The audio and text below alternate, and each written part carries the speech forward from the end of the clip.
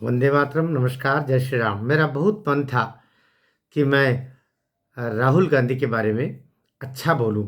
जब ये 2003-4 में राजनीति में प्रवेश लिया था तो मैं भी बल उनकी धवल छवि और एक खिलंदड़ मिजाज, सच्चाई का सामना करना, सच्चाई से उबरना और साथ ही उनके भीतर एक सपना जैसा जो कभी उनके पिता राजीव गांधी में हुआ करता था, उस सपने की पूर्णता इस लड़के में मैंने देखी थी। ये सच है। मैं राजनीति से परे इस चैनल पर जब बात करता हूँ तो राजनीति से परे होकर बात करता हूँ और सच कहना भी चाहिए।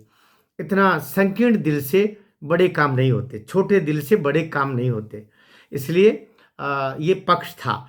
लेकिन 2004 में जब ये सांसद बने उसके बाद में इनका धीरे धीरे करके जिन लोगों की संगत में या जो लोग इनको राजनीति में जिन लक्ष्यों को लेके आए थे वो लक्ष्य पूर्ण कराना उनका मकसद था। शायद राहुल गांधी का मकसद वो नहीं होगा, मैं शायद शब्द भी बोल रहा हूँ, लेकिन उन लोगों का मकसद था। कौन थे वो लोग? वो लोग थे सोनिया गांधी, उनकी माँ। फिर सोनिया गांधी किस मकसद से राजनीति में लाई गई? इनके पीछे किनके लक्ष्य थे? सेम पित्रोदा, जॉर्ज सोरस जो अमेरिका में बैठे हुए। तो अमेरिका के इशारे पर, अमेरिका के डीप स्टेट के इशारे पर सोनिया जी को राजनीति में प्लांट किया।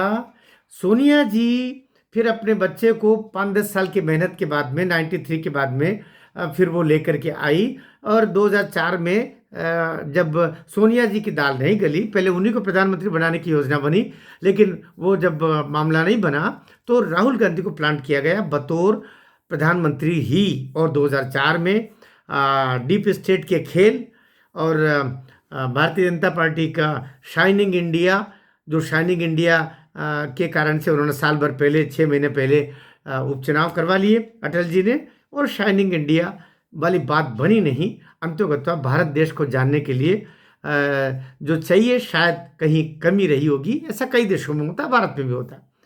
यही चूक कई देशों में कई लोगों के द्वारा होती रही है, भारत में भी होती रही, तो हुआ नहीं। हम बात करें राहुल गांधी को, जब 4 के बाद में लेके आए तो एक अच्छा मिजाज था। और वो एक 2013-14 में एक उन्होंने, आपको ध्यान हो तो, एक अध्यादेश जो कैबिनेट ने पास कर दिया था। मनमोहन सिंह सरकार थी, कांग्रेस की सरकार थी, और वो जब लालू को जेल हुई 5 साल की, तो उस दौरान लालू को बचाने के लिए एक अध्यादेश पास किया, लालू के कारण कह लीजिए। लेकिन उस वोट में था कि सुप्रीम कोर्ट का जो आदेश था कि जो भी 2 साल या 2 साल से अधिक की जिनको जेल होगी, उनकी लोकसभा या विधानसभा या ऐसे जो भी जनप्रतिनिधित्व के रूप में पद हैं, वे तत्काल प्रभाव से समाप्त हो जाएंगे अगर 2 साल की सजा या 2 साल से अधिक की सजा होती है। तो उसी के तहत जैसे ही सजा हुई लालू यादव को, कि उनका पद चला गया। तो अब नेताओं, असल तो लक्ष्य लालू यादव को बचाना था, क्योंकि उस सरकार में लालू यादव की भी अहम भूमिका थी। लालू यादव को बचाने के लिए उसमें एक अध्यादेश लाए गए कि 2 साल, ये जो सुप्रीम कोर्ट का जो आदेश है, निर्णय है, उसको पलटना, और उसको कैबिनेट में पास भी कर दिया था। उसमें कम्युनिस्ट है, कांग्रेस है, जदयू, ये तो राष्ट्रीय लोक दल, ये दुनिया भर के सभी एक थे। भारतीय जनता पार्टी अलग थी, बाकी एक पूरा एक अलग समूह था। तो सामान्यतः बात कह रहा हूँ मैं। तो सब ने मिलकर के उस अध्यादेश को कैबिनेट में पास किया। राहुल गांधी को जब इसकी भनक लगी, मैं एक बात कहना चाह रहा हूं और वो बात सही बोल रहा हूं, जब तो उन्होंने एक प्रेस कॉन्फ्रेंस आयोजित की और उस अध्यादेश को, जो अध्यादेश की प्रति होगी, वो कि मूल अध्यादेश नहीं था, कैबिनेट का मूल अध्यादेश तो संसद में वहीं पर रहेगा, उसका जो कार्यालयीन प्रक्रिया होती वहां रहेगा, उनके हाथ में थोड़ी, लेकिन कॉपी होगी उसकी, फोटो कॉपी। उसको उन्होंने कहा मैं इस अध्यादेश को फाड़ता हूं। इस बात को लेकर के भारतीय जनता पार्टी के भी कई नेता राहुल गांधी की आलोचना करते रहे हैं कि उन्होंने कैबिनेट के निर्णय को फाड़ दिया। लेकिन कैबिनेट का वो निर्णय इतना गलत था कि राहुल गांधी ही उसको फाड़ सकते थे।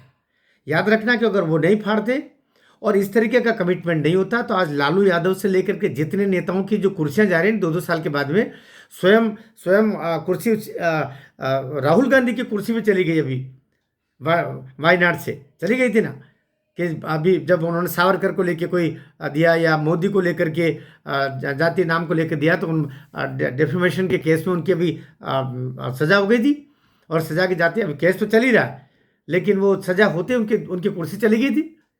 लेकिन वापस वो सुप्रीम कोर्ट ने फिर उसको पिटिशन लगी और उसको अभी स्टे कर दिया है, और जिसके कारण से वायनाड में खाली हुआ, फिर वायनाड में फिर उन्होंने त्यागपत्र, वो एक लंबी कहानी कथा है।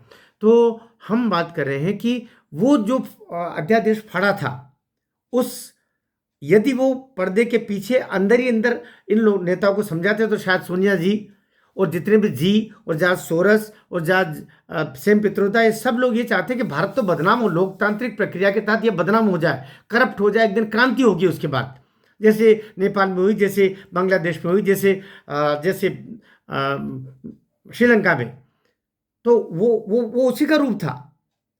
तो शायद ये जो सारे लोग थे, राहुल गांधी उसको ताड़ गया होगा, या तो ताड़ गए होंगे शब्द बोलना चाहिए, उस समय तो गए होंगे बोलना चाहिए, कि उन्होंने कहा कि मैं सार्वजनिक रूप से जब तक इसकी घोषणा नहीं करता हूं तब तक मेरी बात का असर होगा नहीं और मैं इसको रद्द नहीं करवा पाऊंगा, तो उन्होंने सार्वजनिक रूप से उसको फाड़ा। मैं निरपेक्ष समीक्षा कर रहा हूं, मैं 1000 बार राहुल गांधी की इसके लिए प्रशंसा करता हूं। राहुल गांधी एकमात्र ऐसा व्यक्ति था जो टर्निंग पॉइंट पर उस अध्यादेश के जो इन लोगों को वापस रिवॉक कराने के लिए था, अर्थात ये 2 साल की सजा है या कितनी सजा हो जाए वो यथावत रहेंगे, उसको केवल राहुल गांधी रुकवा सकता था, और उसने वो अध्यादेश फाड़ के रुकवाने का काम कर दिया। परिणाम स्वरूप उस अध्यादेश पास नहीं करवा पाए, कैबिनेट ने उसको विड्रॉ कर लिया वापस। राहुल गांधी के इसलिए मजाक मत उड़ाया करो कि उन्होंने अध्यादेश क्यों फाड़ा।